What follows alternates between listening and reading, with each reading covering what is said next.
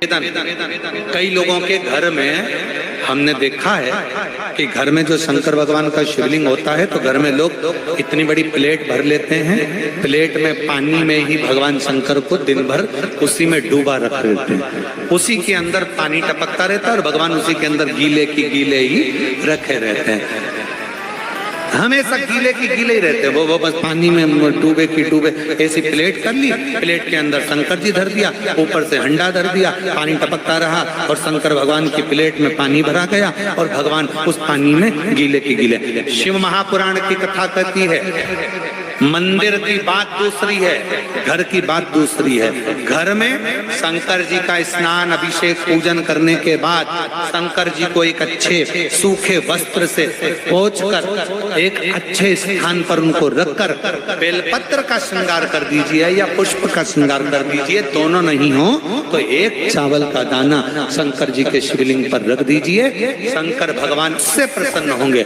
और कोई तुमसे कहे मंदिर में भगवान को 24 घंटे अगर उसके पानी के अंदर गीला कर रख दो, भगवान को उसके अंदर रख दो, प्लेट में भर कर रख दो, पानी में डुबो कर रख दो, नहीं, भगवान शंकर की श्रेष्ठता आप हृदय से एक बार स्नान कराकर उनको ले जाकर सूखे स्थान पर रख दो, प्लेट में रख दो, कोई वस्तु में रख दो, कोई स्थान पर रख दो, और बन सके एक बेलपत्र नहीं है, पुष्प नहीं है, चावल का दाना भी नहीं है, पीला चंदन, लाल चंदन या सफेद चंदन बाबा को समर्पित करो।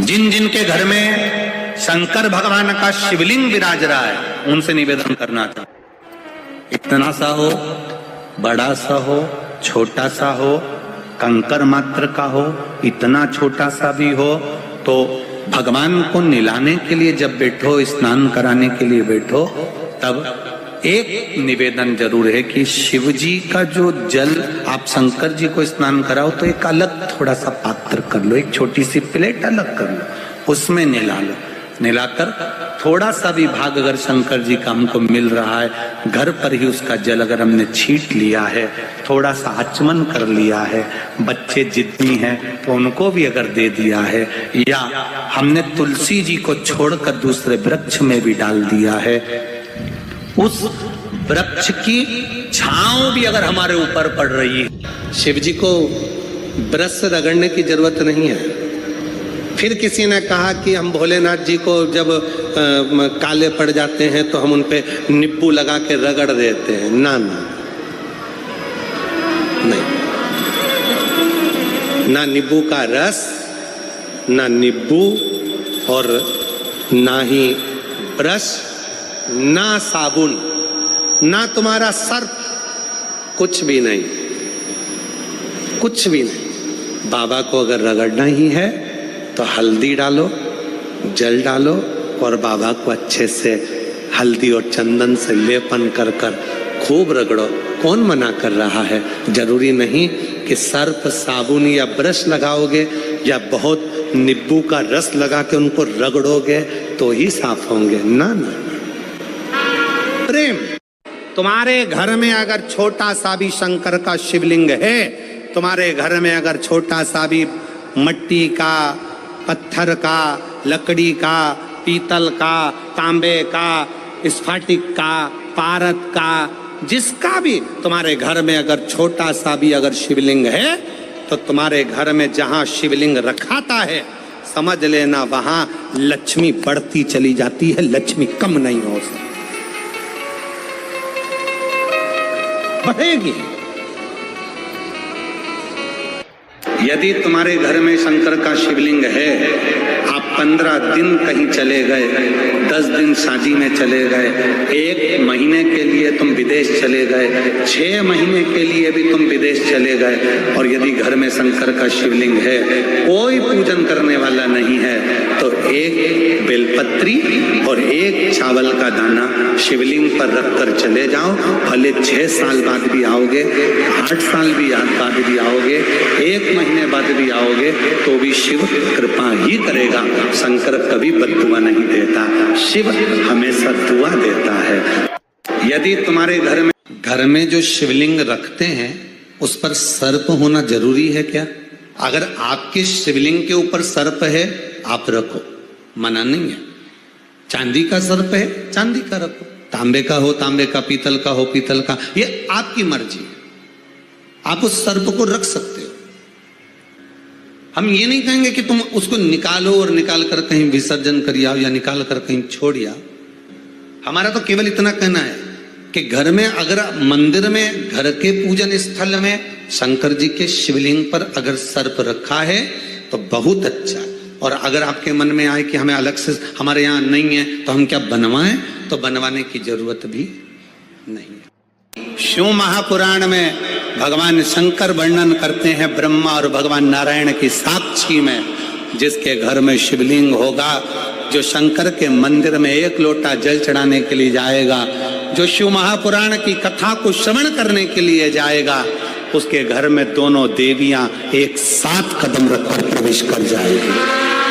सरस्वती का कदम पड़ेगा, बुद्धि आएगी, विवेक आएगा, और फिर लक्ष्मी का कदम पड़ा तो लक्ष्मी उसके घर में श्रेष्ठता के साथ निवास करेगी।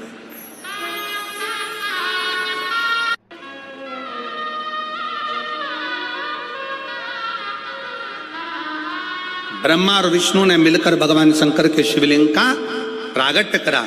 सबसे पहला शिवलिंग भगवान ब्रह्मा और भगवान विष्णु ने प्रकट किया। इसलिए शिव तत्व कहता है, भगवान शंकर की कथा कहती है कि शिवलिंग का निर्माण ब्रह्मा और विष्णु ने करा।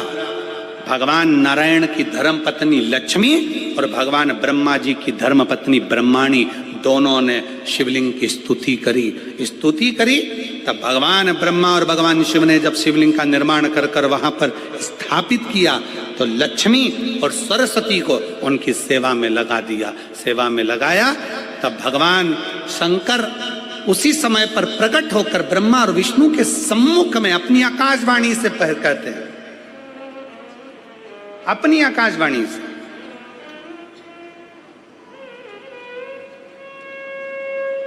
कि हे नारायण, आपने अपनी लक्ष्मी को हमारी सेवा में रखा, ब्रह्मा आपने ब्रह्माणी को अपने हमारी सेवा में रखा, उसका क्रम क्या है?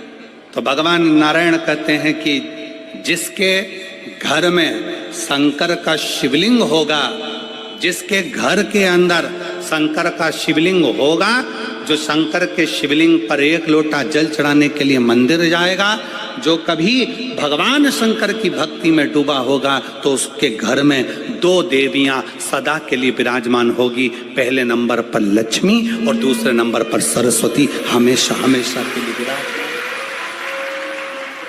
लक्ष्मी भी होगी और सरस्वती भी होगी।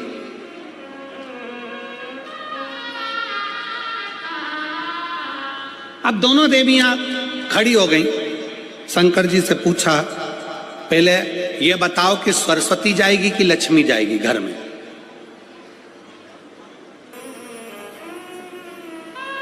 पहले सरस्वती जाएगी कि लक्ष्मी जाएगी? अब दोनों देवियां सामने खड़ी हो गई। दोनों देवी कि किसी के घर में शंकर का शिवलिंग होगा, या कोई शंकर को जल चढ़ाने के लिए जाएगा, या कोई शंकर की भक्ति करेगा, या शिव महापुराण की कथा श्रवण करेगा, तो दोनों देवियों में से सबसे पहली देवी कौन उसके घर में जाएगी?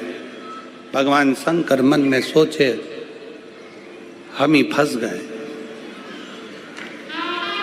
इन देवियों के चक्कर में। ऐसा नहीं है कि पहले एक देवी जाएगी फिर दूसरी देवी जाएगी। शिव महापुराण में भगवान शंकर वर्णन करते हैं ब्रह्मा और भगवान नारायण की साक्षी में, जिसके घर में शिवलिंग होगा, जो शंकर के मंदिर में एक लोटा जल चढ़ाने के लिए जाएगा, जो शिव महापुराण की कथा को श्रवण करने के लिए जाएगा, उसके घर में दोनों देवियां एक साथ कदम रखकर प्रवेश कर जाएगी। सरस्वती का कदम पड़ेगा, बुद्धि आएगी, विवेक आएगा, और फिर लक्ष्मी का कदम पड़ा तो लक्ष्मी उसके घर में श्रेष्ठता के साथ निवास करेगी। जिसके घर में शंकर का शिवलिंग रहता है, उसके घर में कभी बड़ा रोग प्रवेश नहीं करता।